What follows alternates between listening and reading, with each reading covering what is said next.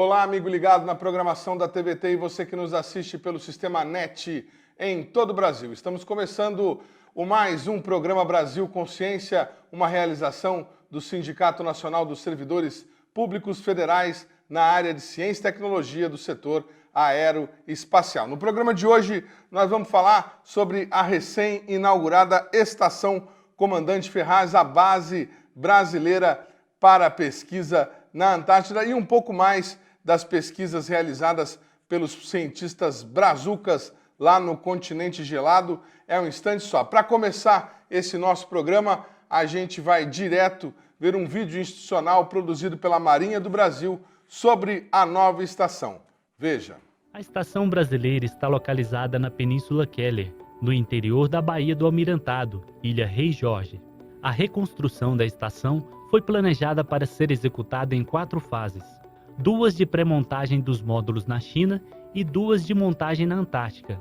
Uma das etapas mais complexas foi a fundação da nova estrutura. Cada pilar da estação é sustentado por um bloco de 80 toneladas.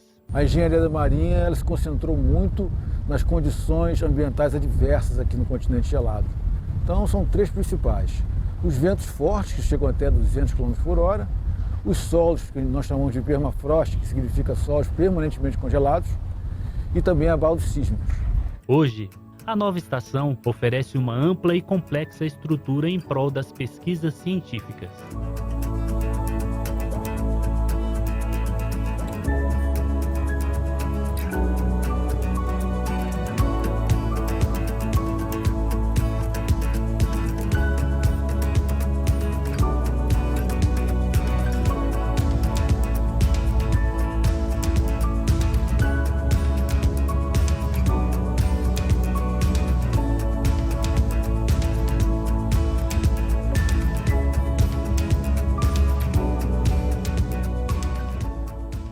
Ao todo, são 17 laboratórios nas áreas de biociências, química, microbiologia, biologia molecular, bioensaios e múltiplo uso. Com a nova estação, a gente poderia fazer a parte de extração de DNA aqui e assim a gente não perderia muito material no transporte da Antártica para o Brasil, porque muitas vezes a gente acaba perdendo material, ela acaba perdendo informações genéticas nesse transporte. Este ano, o ProAntar completou 37 anos. Durante as 3 primeiras décadas, foram realizadas em média 20 pesquisas por ano. Nos últimos anos, apesar do incidente ocorrido com a antiga base, em 2012, as pesquisas não foram interrompidas.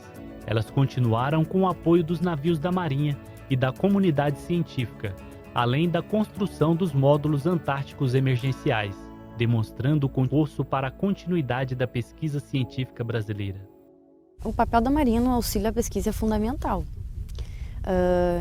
Várias vezes eu falei assim que não seria possível, obviamente, pela toda a questão de logística, de apoio, de suporte. Além da pesquisa, o projeto da nova estação foi desenvolvido em prol da segurança e do menor impacto possível ao meio ambiente. O Brasil está na vanguarda do que estabelece o Protocolo de Madrid para a proteção ao meio ambiente, tanto na execução como no apoio às pesquisas. O acordo visa a proteção da flora e da fauna da região. Além de 4 geradores a diesel, a nova estação conta com uma estrutura de geração de energias renováveis, com 30 painéis fotovoltaicos e 8 aerogeradores, que juntos representam uma economia de cerca de 20% de energia. A nova estação Comandante Ferraz, ela possui a geração de energia por fontes renováveis e ações também de eficiência energética. Com isso, nós vamos poder fazer pesquisa com essas informações que serão coletadas pela nova estação e através também de um sistema muito interessante que é chamado Smart Grid da estação, que é um gerenciamento predial da demanda de energia. Ele é capaz de controlar toda a estação, ou seja, o sistema de iluminação, sistema de motores da estação, tudo passa pelo Smart Grid. A nova estação também conta com um sistema de isolamento térmico e acústico, que também é resistente ao fogo. Um dos grandes vilões do consumidores de energia aqui da estação é o aquecimento da estação. Então, para evitar a perda de calor para o ambiente externo, a estação ela é composta por várias camadas, né? Externamente a gente tem uma camada, essa camada mais externa, que é a camada verde, ela tem 220 milímetros de espessura, é um material isolante térmico, né? Aí, depois dessa camada, a gente tem um interspace, um espaço vazio, que também ajuda a isolar tanto termicamente quanto acusticamente, né? E internamente aqui a gente tem mais 2 camadas. O projeto também foi minuciosamente pensado para a parte exterior da estação. O design foi projetado para que o vento seja maior na parte inferior, evitando o acúmulo de neve. Isso também representa economia de energia, já que não haverá contato direto com o solo. Com as obras da estação finalizadas desde março, teve início a fase de testes e acabamentos internos, com a instalação de equipamentos imobiliários. Serviços externos, como as unidades isoladas de meteorologia e ozônio, lavagem de sedimentos, VLF e a área de pouso administrativo também foram concluídos. No início do próximo verão antártico, que começa em outubro deste ano, serão realizados os testes finais dos sistemas e do programa de treinamento, quando os 16 militares do Grupo Base da Marinha do Brasil serão preparados para operar a estação. É nesse estágio que os sistemas e os componentes instalados serão testados de forma integrada e poderão ser ajustados para que as necessidades e requisitos operacionais do projeto sejam atendidas.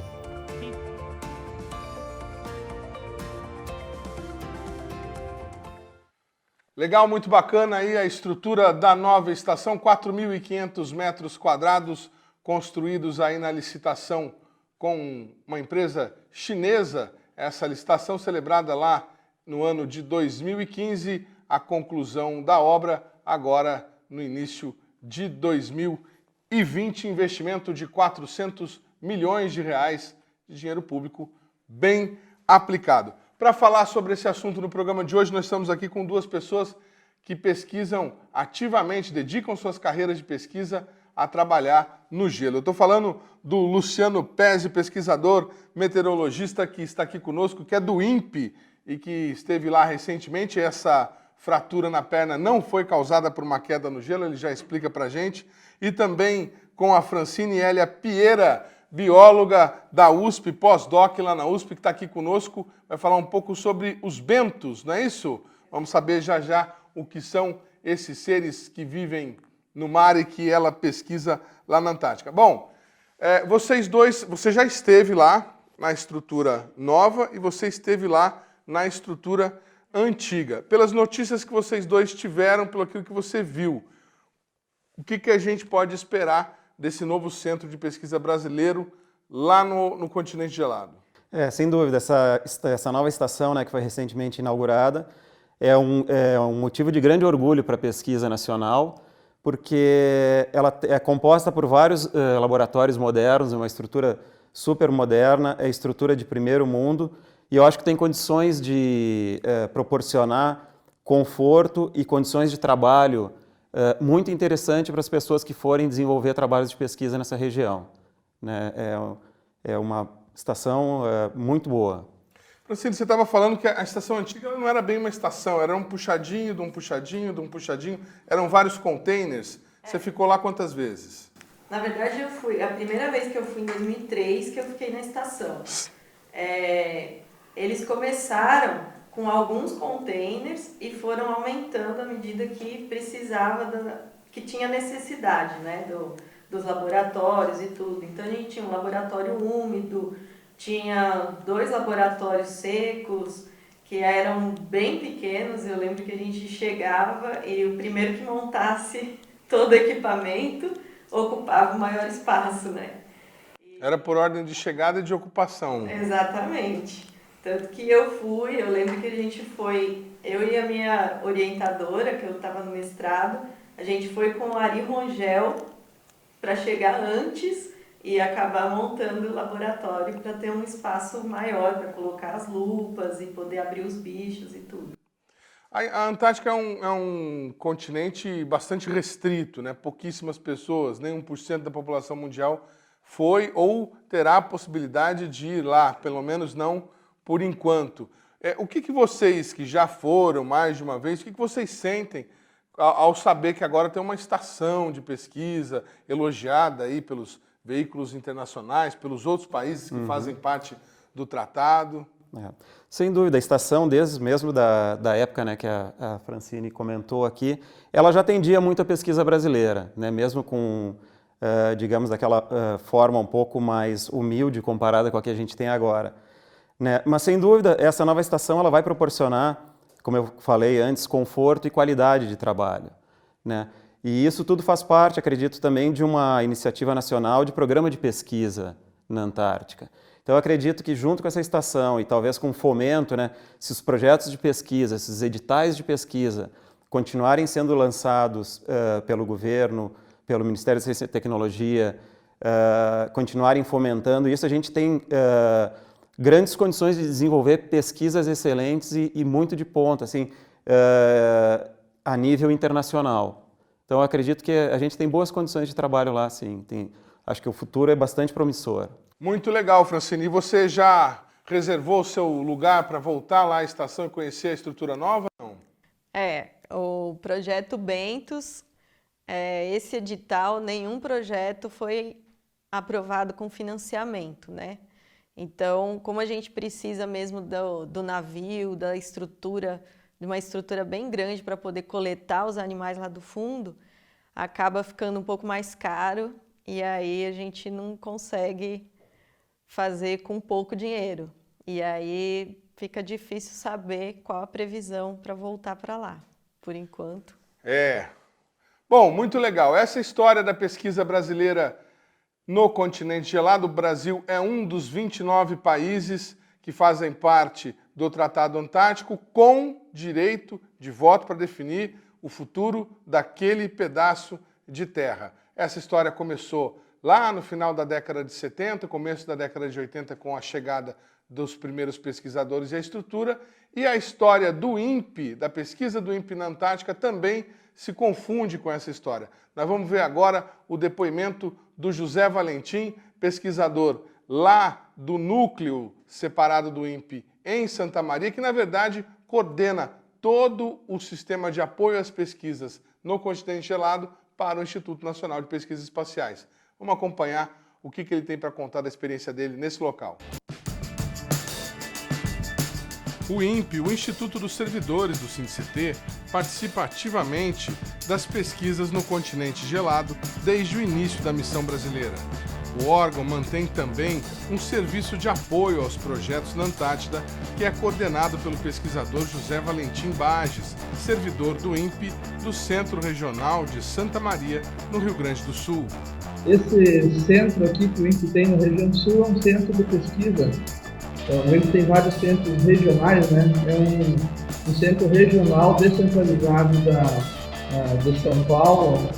E esse centro aqui faz pesquisas em várias áreas, né? Desde áreas de ciências espaciais até áreas de satélites, biomas e Antártica, né? Antártica tem várias áreas do INPE que atuam na Antártica, a minha é uma das áreas. E atualmente o serviço do projeto Antártico, que o INPE tem um serviço de apoio aos projetos do INPE na Antártica, eu coordeno desde 2016. José Valentim frequenta a Antártida há 13 anos, desde quando era aluno do curso de pós-graduação em Geofísica Espacial no próprio INPE de São José dos Campos. Ele ainda não foi à Antártida depois da inauguração, mas aprova a nova estrutura. Pelo que eu vi, é uma estrutura assim, excepcional, uma das melhores, ou se não vou dizer a melhor, né, mas está entre as melhores estruturas de apoio à pesquisa na Antártica. Nos próximos 2-3 meses, eles ainda vão testar a nova estação, não vai ser uma mudança direta. Então, todo o pessoal que está lá na Antártica vai fazer trabalhos lá, não vai para a nova estação nesse verão. Inclusive, nesse próximo verão, tem pouquíssimas pessoas, pouquíssimos pesquisadores que vão ficar lá. Valentim estava na estação no fatídico 25 de fevereiro de 2012 e conta o que presenciou. Inclusive eu e outro colega, no momento do incêndio, quando faltou a energia elétrica, obviamente a primeira coisa que ocorreu foi a queda de energia elétrica. Imediatamente a gente saiu para fora da base, da estação, e vimos de imediato o fogo já lá no seu início, né? Naquela época, os 2 militares que faleceram lá, infelizmente, eram bem conhecidos deles. Um deles, inclusive, teve na primeira vez que eu fui para a Antártica em 2007, era um eletricista excepcional, o Sargento Santos. Então, foi um dos piores momentos por isso. Por causa da perda dessas 2 pessoas, uma delas eu conhecia já há bastante tempo. Então, realmente foi o pior momento, não só que eu vi na Antártica, acho que um dos piores que eu já vi. O pesquisador explica que o INPE não vai usar a nova estação para realizar pesquisas, uma vez que já possui estrutura própria para seus laboratórios, mas que eles foram também modernizados. Os pesquisadores do INPE propriamente utilizam a estação somente para o alojamento. Não faz a pesquisa do pessoal do INPE, não é dentro da estação, é fora da estação. E no nosso caso tem 2 containers totalmente novos, próximos da estação, que vão ser utilizados para a área de pesquisa em ionosfera e provavelmente para a área de meteorologia, até a estratosfera. Tem um outro container mais afastado, que é mais específico da minha área, esse não foi substituído. Foi feita uma reforma e o pessoal da Marinha, que faz um trabalho lá de manutenção, falaram que mais para frente vão fazer uma manutenção mais profunda nesse container que fica bem afastado da estação. Até lá, por hora, a infraestrutura que eu estou discutindo com o pessoal da logística do Proantar é levar uma internet de qualidade para aquele container. Bacana aí o depoimento do José Valentim, que é o coordenador desse núcleo de apoio à pesquisa na Antártida do INPE, relatando também momentos tristes da carreira, da experiência dele no incêndio de 2012. O militar que foi julgado, o sargento que foi julgado pela possível responsabilidade das mortes, havia sido inocentado na primeira instância militar, mas em 2016 ele acabou condenado a 2 anos de prisão em um regime militar semiaberto. Ele saía para trabalhar e voltava à noite. E, nesse momento, nós já estamos em 2020, obviamente, ele já está em liberdade. Muito legal. A gente vai para um rápido intervalo e depois a gente volta com mais informações sobre essa nova base e a pesquisa brasileira lá na Antártida. Um instante só, não sai daí.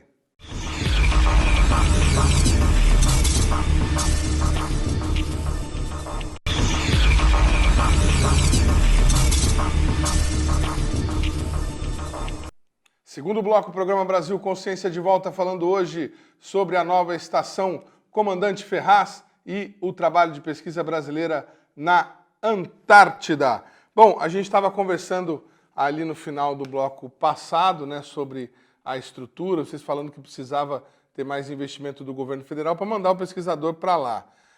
Como é que funcionou até agora e como é que está? A Francine já falou que não abriu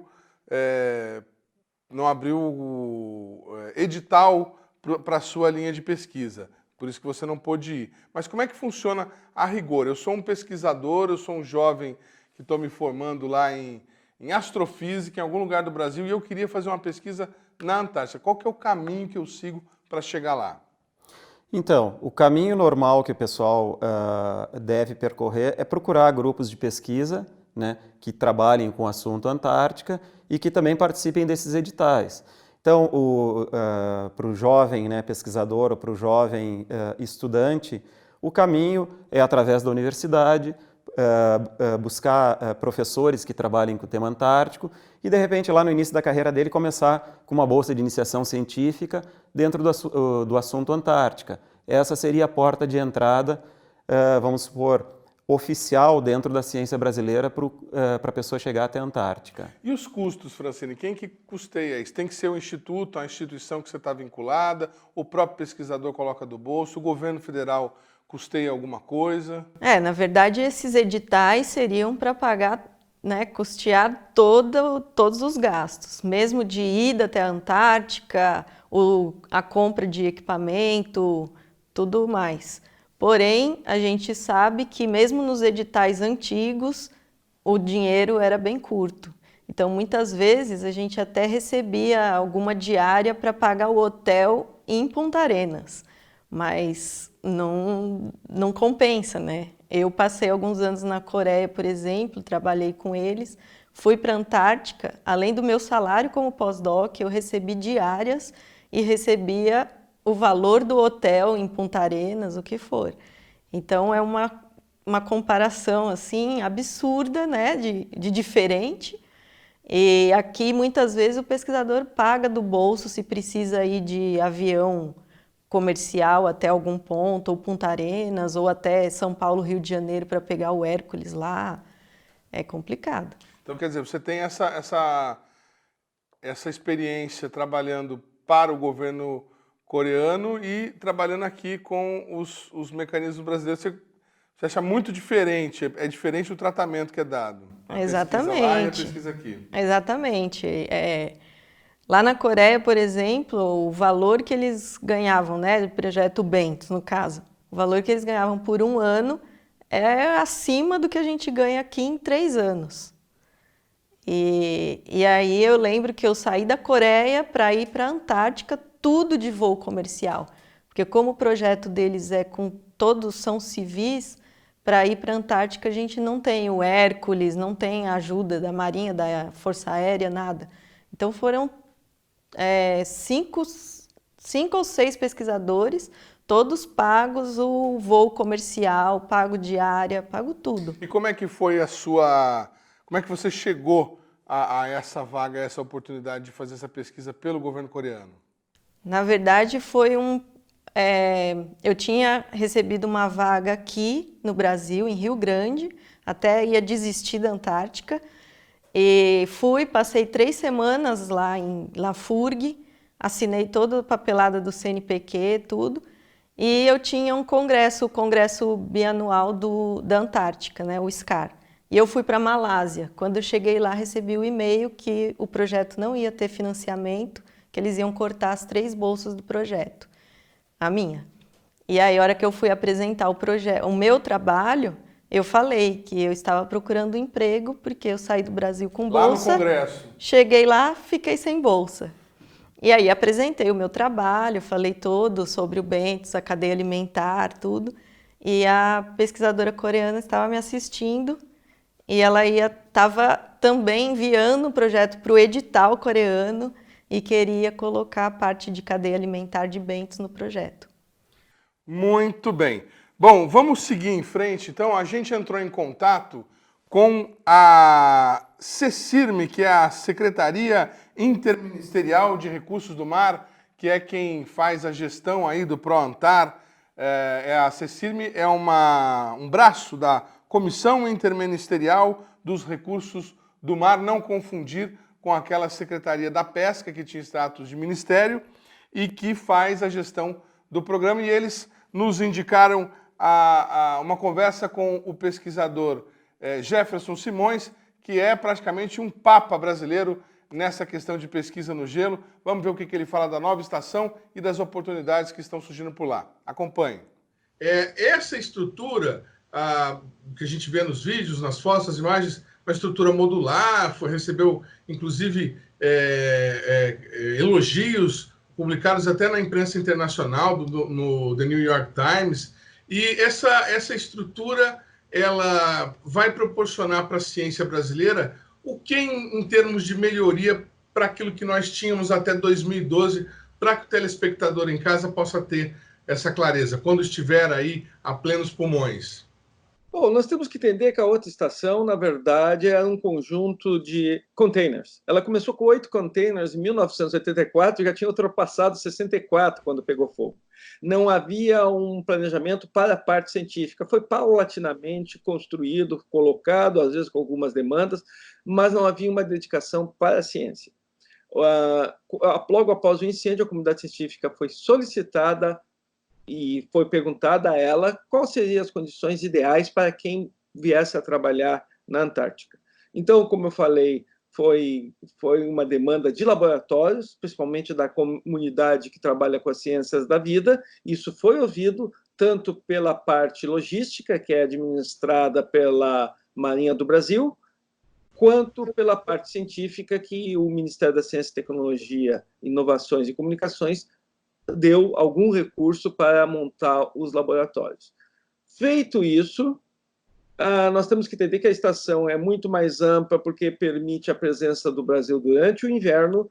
Ela é completa tanto da parte científica, nesses laboratórios já citados, mas também em acomodação, em locais para recreação, bibliotecas, internet, porque o cidadão tem que ficar ali, ele fica 1 a 2 meses e outros ficam até 12 meses isolados na Antártica, e aí é principalmente o que nós chamamos o grupo base, que são sargentos e oficiais da Marinha que administram a estação, fazem a manutenção, cuidam da cozinha e apoio também trabalhos de campo, principalmente ali na área da Baía do Almirantado.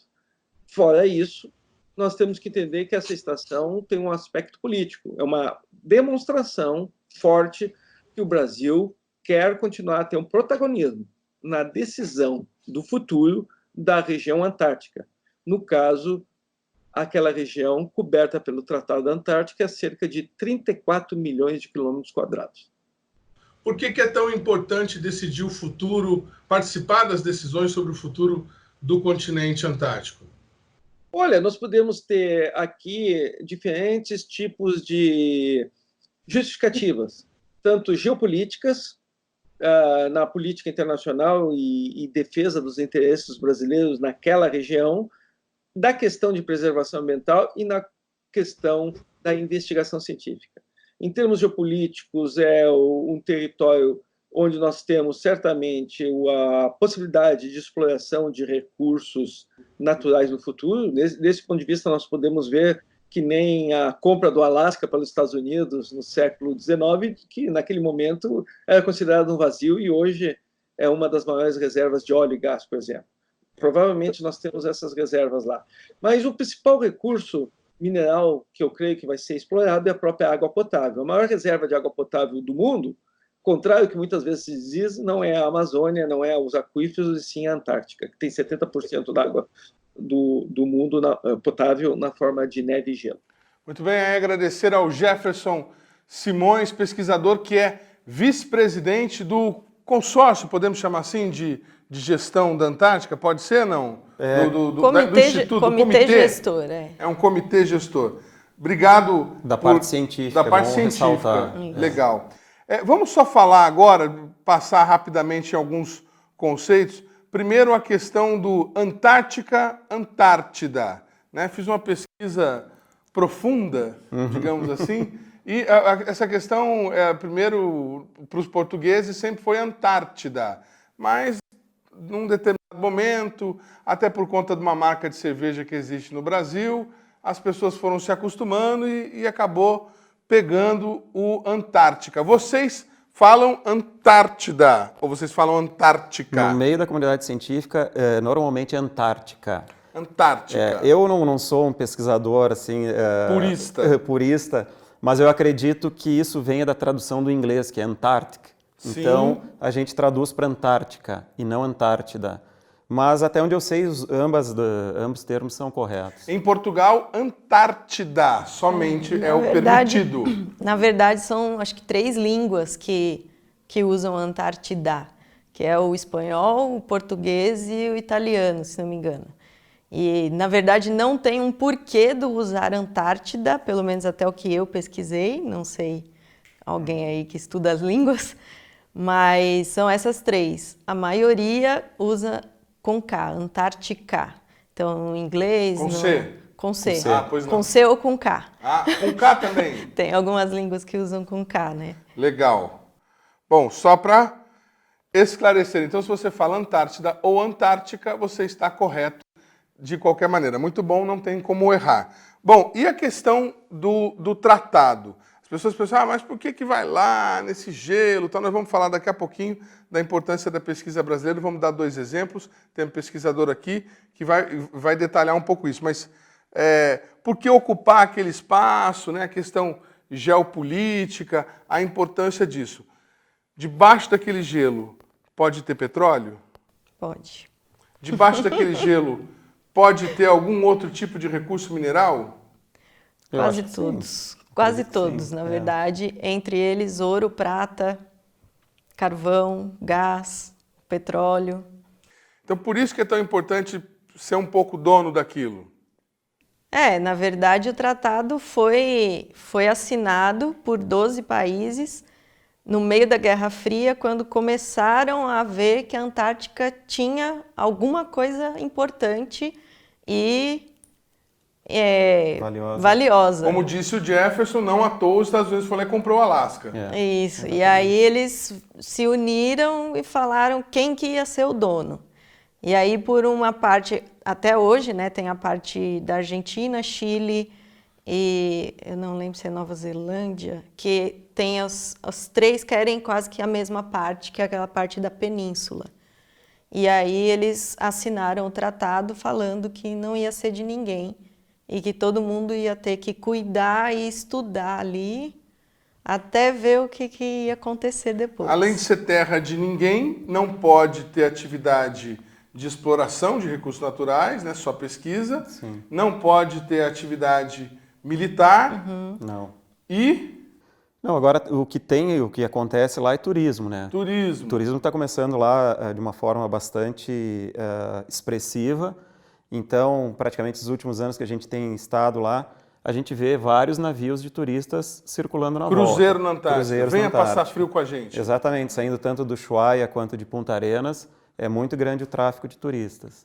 E é proibido também fazer demarcação territorial. Sim, não Você existe. tem o seu espacinho, mas não é seu. É um espaço comum onde as estações às vezes dividem a mesma região. Né? Por exemplo, próximo da estação brasileira lá tem estação polonesa, próximo da estação chilena tem estação coreana, tem estação peruana. Então é terra de ninguém ou de todo mundo. É um espaço compartilhado, por enquanto. Porque aí dentro do tratado tem o Protocolo de Madrid, que aí toma mesmo conta, que transforma a Antártica num ambiente preservado, né? Então, além de não dividir geopoliticamente, ainda tem toda essa parte do meio ambiente. E aí a única coisa que a gente tem é o Chile e a Argentina, que muitas vezes você vai para lá e eles vendem os mapas com um pedaço da península que eles chamam de Antártica chilena ou Antártica argentina. Inclusive tem bandeira, né? Inclusive tem bandeira, eles já mandaram grávidas para lá para darem à luz. Grávidas? Em 1979 foi, acho que, o primeiro que nasceu, o Emílio Palma, alguma coisa assim. Cidadãos antárticos. Foram, se não me engano, até hoje uns 10 que nasceram lá. Interessante. Imagina se você está grávida, quer ter seu filho num lugar interessante? Venha falar com a gente. Bom, enfim, estamos aqui falando sobre o continente antártico e se você ainda não se convenceu da importância da pesquisa, vamos conhecer agora um trabalho de pesquisa feito pelo Brasil por meio do INPE lá na Antártida. Vamos acompanhar. Eu faço parte do projeto Atmos, que foi um projeto que foi aprovado pelo CNPq, agora no último edital que vinculou no ano passado. A gente coleta dados que são meteoceanográficos. São dados da atmosfera e do oceano. Então a gente sabe que aqui no sul da América do Sul existe o encontro de duas correntes, né? Uma muito quente, salina, e a outra muito fria e menos salina. E que essa região muito dinâmica, ela tem uma influência na atmosfera sobrejacente que pode influenciar nos sistemas meteorológicos que chegam até a América do Sul, né? Quando você tem uma massa de ar que está propagando para o norte, por exemplo, ela tem pouca energia disponível em função da baixa temperatura da água do mar e da menor umidade atmosférica na região fria. Quando ela passa para a parte quente, ela tende a ser alimentada energeticamente. Ou seja, tem um sistema atmosférico, uma frente, um ciclone extratropical, ele vai desenvolver, ele vai ficar mais intenso a partir da travessia nessa área. Essa teoria ela já existia para outras áreas, no Pacífico, para outras regiões, né? e ela foi confirmada também para a região da confluência Brasil-Malvinas, né? Que é a região ali na costa sul da América do Sul. Esse ano nós fizemos a instalação de uma torre meteorológica, em que ela tem que permite a realização de medidas com uma frequência muito alta, em que se enquadra na área de micrometeorologia, ou seja, a partir desses sensores que estão instalados lá, nós conseguimos pegar e determinar, quantificar fluxos, sejam eles de temperatura, de calor, de umidade, de CO2 e variáveis atmosféricas padrões, como temperatura, umidade, direção e intensidade do vento, radiação solar. Além desses sensores meteorológicos para medidas de parâmetros atmosféricos que foram instalados, nós instalamos uma boia meteoceanográfica, onde nela foi permitido fazer medidas de ondas, seja ela na sua altura, intensidade, direção. E nessa boia também estão fixados alguns sensores meteorológicos, que poderão ser comparados as medidas deles com as da torre que foi instalada na ilha, como com dados de modelagem numérica. E através desses dados a gente consegue ver o acoplamento entre o oceano e a atmosfera. Porque a gente sabe que existem trocas, né, de calor, de gases, de movimento também, né, o vento força o movimento no oceano e vice-versa, né, o oceano pode frear o movimento atmosférico. E esses dados, eles são utilizados em diversas frentes. Uma das frentes que mais é visível para a sociedade, né, o retorno mais imediato, seria a alimentação de modelos de previsão. Então, a gente, com esses dados observados lá no local, in situ, a gente consegue melhorar modelos de previsão. Qual a importância disso para a população em geral, por exemplo? Se você tiver modelos numéricos que reproduzem esse tipo de fenômenos, você pode avaliar quão bom ou não eles estão.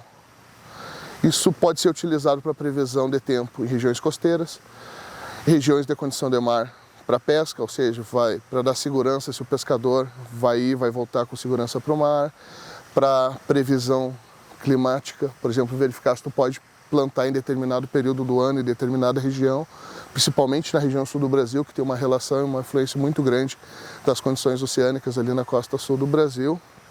Então, ela tem uma importância muito grande para a população, principalmente nessas regiões costeiras, parte de turismo, parte de lazer, como parte agrícola em regiões continentais do sul do Brasil, por exemplo. Então, isso é um pouquinho do apanhado. Então, teve várias vezes embarcado, coletando esse tipo de dados, daí agora esse projeto novo. Sabe essa teoria sobre encontro de marés em temperaturas diferentes que foi citada aí na reportagem? O autor dela está aqui do lado e ele fala pra gente daqui a pouquinho como que ele chegou nesse raciocínio. Um instante só, não sai daí.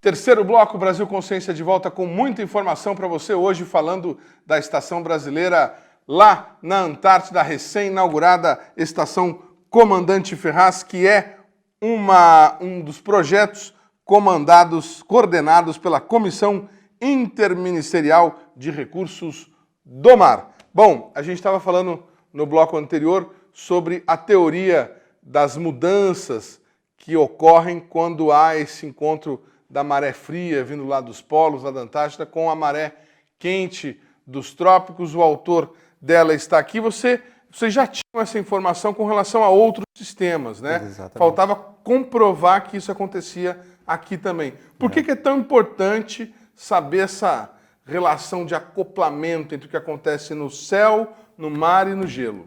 Isso, vamos lá então.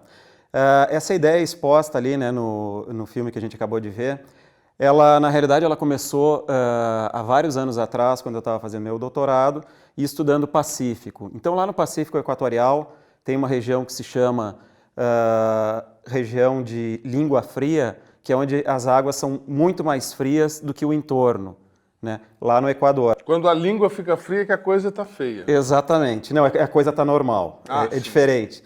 E isso acaba afetando ali a costa do Peru, né? Tem a história do El Niño, que é aquele grande fenômeno climático que ocorre naquela região, enfim. Mas o que acontece ali? Aquela água fria, em contraste com a água quente, ela forma diversos fenômenos na atmosfera, que é mais ou menos o que eles tentaram explicar ali. Na água fria, a gente tem ventos mais calmos, uma atmosfera mais estável, menos turbulenta. E em questão de poucos graus de latitude, indo ao norte ou indo ao sul, onde essa água fria é envolta com águas quentes, essa atmosfera se torna bastante instável e com ventos mais intensos. Então, através do estudo, da observação, a gente reparou que no nosso quintal, como eu gosto de chamar, que é o Atlântico Sudoeste, na região da confluência Brasil-Malvinas, que é onde as correntes do Brasil, que é uma corrente quente, encontra a corrente das Malvinas, que é uma corrente bastante fria, este fenômeno também ocorre. Havia essa suspeita. Então, desde 2005, quando eu comecei minha participação dentro do ProAntar, nós tivemos a oportunidade de embarcar, literalmente pegar uma carona no navio polar em direção à Antártica e começar a fazer essas medidas e comprovar algumas teorias, entendeu? Então, aí começou toda a história. A gente que trabalha com pesquisa mais básica e pesquisa teórica, a gente precisa da verdade de campo para validar as nossas ideias e as nossas, digamos assim, hipóteses científicas e transformá-las, né, digamos, em conhecimento. Então aí começou essa região, uma região tremendamente interessante.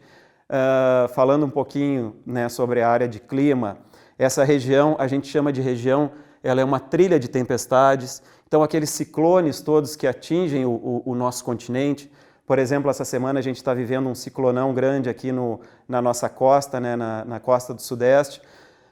Grande parte deles tem origem lá embaixo, em altas latitudes que a gente chama, alguns até em regiões polares. E aí eles vêm viajando pelo oceano e quando encontra essa água mais quente, encontra um combustível, né, energia através dessa água quente, umidade que o oceano transporta para eles, esses bichinhos eles acabam ganhando corpo e intensidade e se formam essas tempestades que a gente conhece. Então várias delas vêm pelo oceano. Daí a importância da gente estudar as altas latitudes, mesmo com a distância física da Antártica em relação a nós. Talvez o cidadão comum possa pensar, mas o que a Antártica influencia na minha vida? Ela influencia diretamente através desses fenômenos. Por exemplo, aquelas friagens, que são aquelas grandes massas de ar polar, que invadem o nosso continente e às vezes causam até a queda da temperatura no norte do país, na região mais ao norte. São essas massas polares de origem antártica que vêm viajando pelo oceano e depois pelo nosso continente, quando elas atravessam o nosso continente, elas vão ganhando uma transformação nas características delas, mas ainda trazendo alguma coisa de informação antártica. Então daí a importância de se estudar. E como a gente diz, a atmosfera ela não tem fronteiras, ela não tem barreira física. Então, de uma certa forma, as regiões estão conectadas.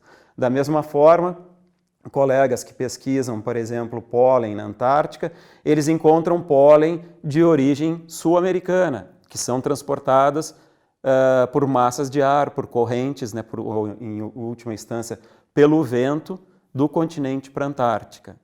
Tá? Então, o nosso globo, de uma certa forma, ele é interconectado. As baixas latitudes, a região equatorial, manda calor para as altas latitudes e as baixas latitudes manda frio para as altas latitudes, o polo, manda frio para as baixas latitudes no Equador. Tá? E isso é que faz, né, teoricamente, o nosso clima estar em balanço. Para vocês verem a loucura, né? A previsão do tempo, hoje o INPE, por exemplo, consegue prever o tempo em 3 dias, com quase 90% de chances de acerto, e ao mesmo tempo a gente vê informações como essa, recebe informações e descobre que a gente não sabe nada ainda do que acontece no globo, dessas reações todas, para onde que nós estamos indo, por isso que é tão importante pesquisar. Quer ver outra coisa que a gente não sabe nem que existe, que não tem informação em quase lugar nenhum? O que é um bento? Na verdade, bentos é o conjunto de organismos que vive associado a algum substrato, né? Pode ser areia, pedra, baleia, casco de navio. Então, os mais comuns, né? Estrela do mar, pepino do mar, mexilhão, tudo isso são organismos que fazem parte do bentos, que a gente tem 3 grupos, o bentos, o nécton e o plâncton. O nécton são os que nadam, fazem migração, golfinho, baleia, tartaruga, e o plâncton que fica boiando, que não tem capacidade natatória, que são microalgas, microcrustáceos, água-viva, faz parte do plâncton. E o bentos é o que fica no fundo. E a maioria dele é feita, são organismos invertebrados. Alguns peixes também são bentônicos, mas a maioria são invertebrados, que são os que eu estudo. Para eu olhar e falar assim, não, isso é um bento, o que eu preciso ver? Precisa ver se ele estudar, tá... né? Não, precisa ver se ele tá paradinho ali, quieto ali, anda pouco. Por exemplo, a alga não anda, a alga também faz parte do bentos, né? Não é um animal. Então ela vai ficar parada, séssil, que a gente chama. Tem também outros organismos que são sésseis, como o coral, que é um animal. Parece planta, mas não é. É um animal. Também faz parte do bentos. Bom, para esclarecer, falando sério agora, para que a gente está pesquisando o bento? Tem a ver o quê? Com a cadeia alimentar no mar? O bentos, ele faz parte da cadeia alimentar. A gente fala que é um elo de ligação entre o plâncton e o nécton. Então, muitos animais se alimentam do bentos, e o bentos ele também utiliza matéria orgânica, né, o alimento que está no oceano, e aí muito do CO2 desse alimento ele consegue fixar, e aí o CO2 fica no fundo, o gás carbônico fica no fundo junto com esses organismos. Ele é uma espécie de um dissipador de gás carbônico no mar. Também, e um remineralizador de matéria orgânica, por exemplo. Então, quando dizem que os oceanos contribuem com a questão atmosférica, o aquecimento global, por ele tirar CO2 da atmosfera, os bentos estão trabalhando nisso também. Porque, na verdade, quem tira mesmo o CO2 da atmosfera são as microalgas. E essas microalgas, principalmente quando morrem, elas vão ao fundo e o bento se alimenta dessas microalgas.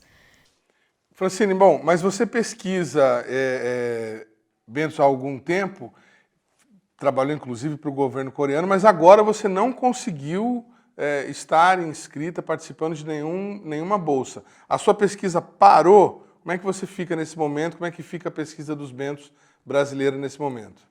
Então, a pesquisa do bentos não para porque a gente tem coletas e animais ainda para serem trabalhados de anos anteriores. O meu pós-doc mesmo é em colaboração com o pessoal da Espanha ainda, né, do meu doutorado, que eu tinha resultados lá também que ainda não tinham sido trabalhados.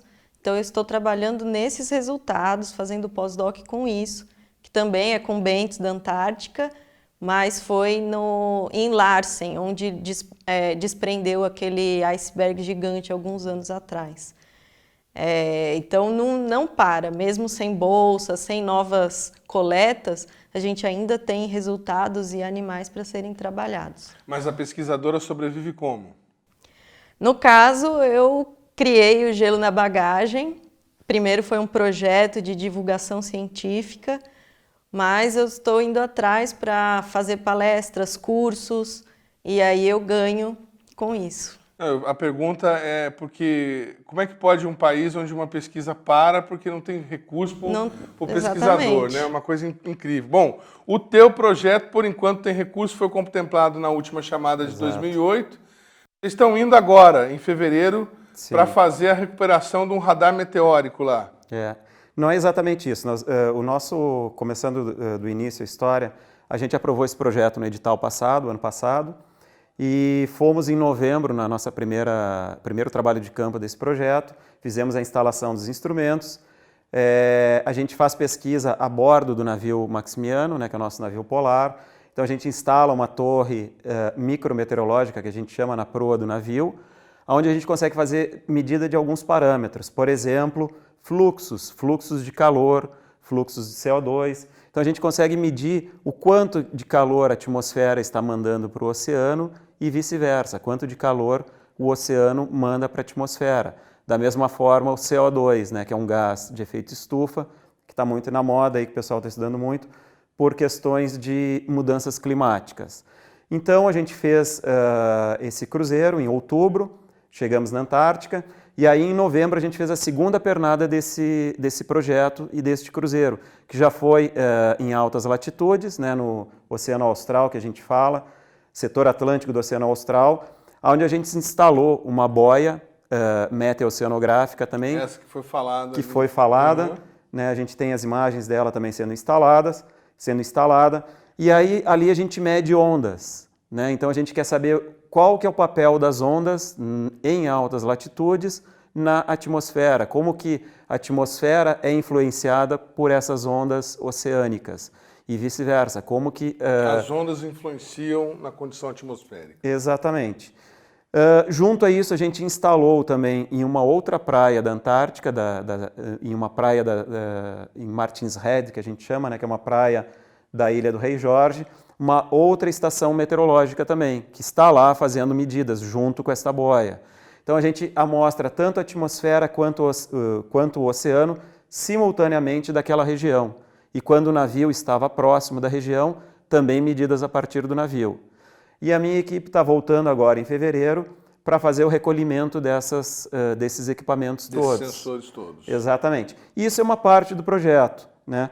A outra parte dele é a parte da modelagem numérica, né? Que são esses modelinhos aí utilizados para fazer previsão de tempo, que a gente usa acoplado a modelos oceânicos também e faz os estudos numéricos daquela região.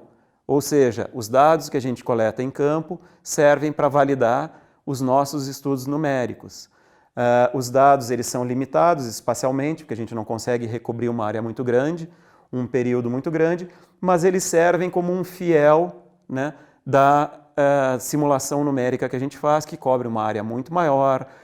O oceano ele é simulado desde a superfície até as camadas mais profundas, a atmosfera ela é simulada desde a superfície até a níveis mais altos, e essas informações todas elas vão balizar os nossos estudos, sempre no sentido de tentar entender esses processos físicos que ocorrem lá, né, e que vão nos ajudar a entender o nosso clima em uma outra etapa aqui na América do Sul.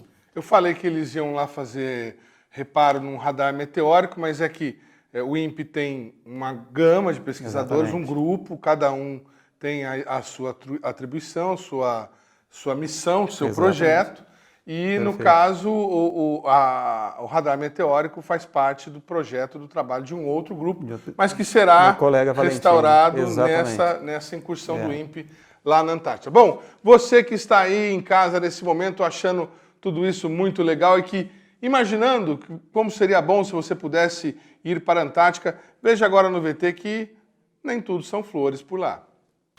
Vocês foram quantas vezes e como que foi mais ou menos a experiência de vocês? Bom, essa é a minha 5ª participação na Operação Antártica. É uma honra sempre estar lá, porque é um ambiente extremamente diferente do que a gente está habituado. E é sempre uma surpresa, uma grata surpresa estar lá, porque sempre há algo de novo para aprender, para descobrir, para ver, né? Cada ano tem uma coisa diferente, tem surpresas diferentes. Teve situações de acampamentos que a gente pegou dentro de uma barraca, pegamos tempestade com ventos de 120, 140, 160 km por hora. Aí você aguarda, se protege e torce para que ela passe o mais rápido possível. Tinha medo alguma vez, em algum momento lá, não? Morrer? Esse ano a gente passou uma experiência que é completamente normal, né? A gente saiu de bote e na hora de voltar as ondas estavam um pouco grandes. Claro que tudo é feito, a Marinha sempre nos proporciona maior segurança, né? Enfim, mas Sim, a gente sempre fica apreensivo, né? É um ambiente diferente, você está num bote, você está, né? Como nós costumamos ir no verão antártico, assim falando, aquela região da península, norte da Península Antártica, perto das Shetlands do Sul, as temperaturas médias nessa época, elas ficam -5, às vezes -8, mas muitas vezes perto de 0 graus. Então, as primeiras vezes você sente um pouco mais a função da temperatura, você é atingido por ventos muito intensos, em que a ocorrência do vento faz com que a tua sensação térmica vá lá embaixo. Quando nós instalamos a torre meteorológica, lá na Antártica, a gente começou a fazer a instalação com tempo aberto, mar calmo, e retornamos para o navio com um tempo completamente fechado, neve forte, vento e ondas de até 3, 4 metros de altura. A Marinha que proporciona os meios da gente chegar até lá e da gente ficar hospedado lá. No navio, nós temos acesso à internet muito restrito. É uma banda muito pequena que mal permite o envio de um e-mail de texto. Na estação brasileira, existe um sistema de transmissão de telefonia móvel lá. Então você pode usar o telefone lá como se estivesse no Brasil. Já quando você está no acampamento, aí é diferente. Aí você tem um rádio amador, onde você comunica com o navio ou com a estação para receber a previsão do tempo no outro dia. A tua comunicação aí está restrita. Mas assim, é até bom ficar sem internet esse tempo, porque você sente como se estivesse numa reabilitação, né? Você some, então tipo, você não sente falta, realmente. A realidade é essa, a gente foge um pouco desse nosso mundo, a gente se sente bem sem isso. A gente vê que não precisa disso realmente para viver, né? O conselho que eu recebi no pesquisador antigo na minha primeira ida foi que eu ia acampar e ficar uns bons dias acampado. Marcelo, anote todas as suas senhas. Deixa anotado em algum local, quando você voltar, você não vai lembrar delas. Nesse embarque passado, a gente tem uma torre instalada meteorológica na proa do navio, né? E em dados momentos a gente tem que fazer a manutenção dela. E essa manutenção é feita escalando a torre. Ela tem cerca de 10 metros, né? E então a gente tem que pegar uma cadeirinha de escalada, escalar e fazer limpeza e manutenção dela. Então nós somos cientistas, mas em um dado momento a gente tem que fazer essa função. Feito o primeiro ano, terminei a graduação, fui para o mestrado. No segundo ano do mestrado tive oportunidade para ir para uma ilha lá na Antártica, Ilha Elefante, capturar elefantes marinhos e fixar esses sensores. Essa foi a minha primeira experiência antártica. Quantos quilos pesam esses elefantes?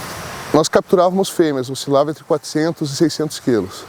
Pulava em cima, literalmente, segurava as moças, daí fazia toda a medida, a parte fisiológica dela, peso, comprimento, identificação de parasitas. Sedavam ela depois na captura, fixava esses sensores com epóxi para que ele fosse perdido depois de um tempo fixado no animal. Quando você vai conversar com seus primos, aquele pessoal que não tem nada a ver com a área científica, vocês falam que vão lá para a Antártica, o que eles falam? Então, para eles é uma coisa inimaginável, assim, né? Eles nem, tipo, não tem uma coisa tipo, eu vou comprar uma passagem e viajar para a Antártica. Isso não existe, né? Então, para eles, eles acham, tipo, surreal, uma coisa de outro mundo e falam, caramba, que legal que você conseguiu. E aí, quando a gente mostra as fotos, então aí é que eles ficam mais felizes ainda, né? Por ver, por conhecer e ter essa oportunidade meio que indiretamente, né? Eu concordo, é exatamente isso também. É um pouco de preocupação da família também, né? Que fica um pouco, né? Exato. Mas sempre corre muito bem, a gente tem uma grande segurança, né? A Marinha oferece uma estrutura fora de série pra gente. A gente tem todo o conforto e segurança que a gente precisa para realizar nosso trabalho. Muito bem, aí a participação dos pesquisadores do INPE falando sobre algumas das dificuldades enfrentadas em expedições lá na Antártida, a participação do Marcelo Santini, pesquisador e nas horas vagas, domador de elefantes marinhos. Essa carreira promissora que ele também cunhou em território gelado. Passou por algum perrengue desse? Alguma coisa que deu medo por lá em algum momento? De medo eu já tive que correr de um leão. Correu de um leão marinho? Leão marinho. É mesmo? Sim. Você foi tirar foto, alguma coisa assim? Não, a gente tinha ido fazer coleta de pinguim, né? De material com pinguim. E na volta a gente tinha que passar num campo que estava cheio de leão. E uma das meninas estava morrendo de medo, ela não ia nem para frente nem para trás. Travou. E aí um dos leões levantou e começou a querer correr. E aí ela correu. Não deu para estabelecer diálogo, tentar, não. Não. Aí eram 4 meninas correndo do leão. E você passou por alguma dessas? Graças a Deus, nunca passei, mas como ela retratou bem, a Antártica é um ambiente completamente inóspito e selvagem, então a gente tem que estar sempre de olho aberto, né? Sempre prestando atenção nas informações, nos sinais que a natureza dá para a gente também, de uma hora para outra fecha o tempo, começa a ventania. Então tem que estar sempre esperto, mas ainda bem que eu nunca passei por nenhum aperto. Legal, muito obrigado. Esse foi o Brasil Consciência de hoje. Nós voltamos em uma semana com mais um programa inédito para você. Você que nos acompanha pela internet deve continuar acessando a nossa página do YouTube, está aí nesse momento na tela. E você que tem curiosidade, que quer saber o conteúdo produzido pela rádio do SINDI-CT, agora também transmitido pela TV Plural, deve acessar a nossa página do Facebook que está aí na tela. Obrigado ao Marcelo Santini, desculpa a brincadeira sobre essa carreira de domador de elefantes. Obrigado aqui ao Luciano, obrigado a Francine. Esse foi o Brasil Consciência, a gente volta daqui a uma semana. Tchau, gente!